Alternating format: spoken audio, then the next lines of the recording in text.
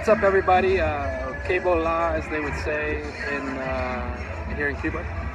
So I'm in Badado. Right behind me, they're about to have a concert, but there's a Wi-Fi park, and it's too loud to record this video, so it's probably still too loud, but I'm gonna do it anyways. So there's been a lot change in the last 9 or 10 months with the internet situation in Cuba.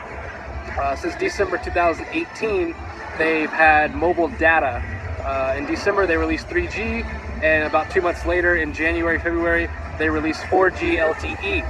So you do need a SIM card. You have to go to a Texa, which is the government cell phone provider, There's a couple locations. There's one near Foxa, F-O-C-S-A, I believe, which is a really famous architectural condo building, apartment building in Badado near Hotel Nacional.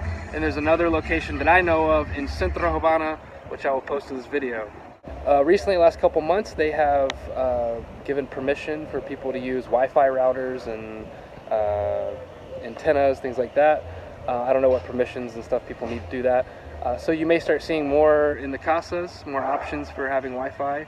I mean, they've always had people having illegal antennas pulling from the Wi-Fi parks. So generally, most people go to these Wi-Fi parks. There's, I don't know exactly how many hotspots, but there are all over the city, all over Cuba, there are little parks with little Wi-Fi signals where you have to connect. You have to go buy a little card for, it's usually at the Texa locations, is 1 CUC, roughly $1, a little more than $1, for 1 hour of internet. I believe you can only buy 3 at a time, unless you buy them on the street. Be careful if you buy them on the street. Sometimes they could be already used.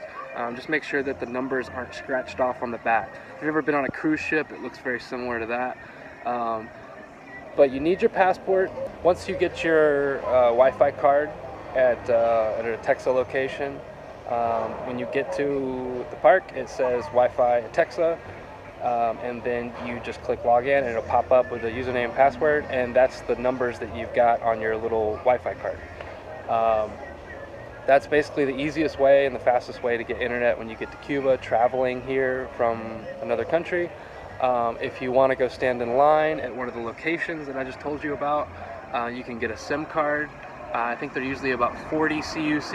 I don't know if the price has changed. I bought mine, a couple years ago.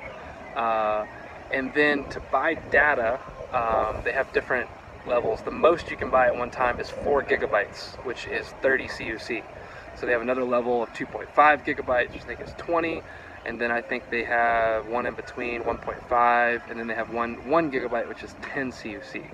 So you need to go to these Texa locations, the same place you go to buy the Wi-Fi cards, and pay money onto your account, and then you can buy they can explain it to you there. It's a little bit more complicated for me to do it in this video, but there are some codes. Actually, I'll post them in the description of this video of how to buy data once you have your SIM card and once you put money on your account.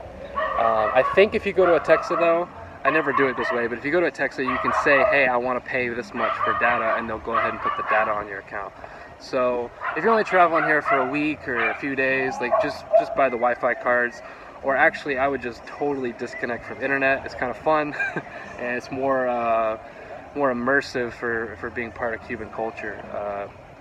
Also, as far as preparing to come to Cuba, I would download anything you think you're going to need, things like maps.me or applications, offline translators, things like that.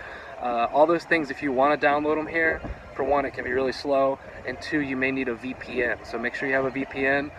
If you ever want to check your bank account, if you have an American bank account, if you ever want to check that from on the internet here, you need to use a VPN. It's not because of Cuba, it's because of the banks in the United States. So I hope that helps, and definitely come to Cuba.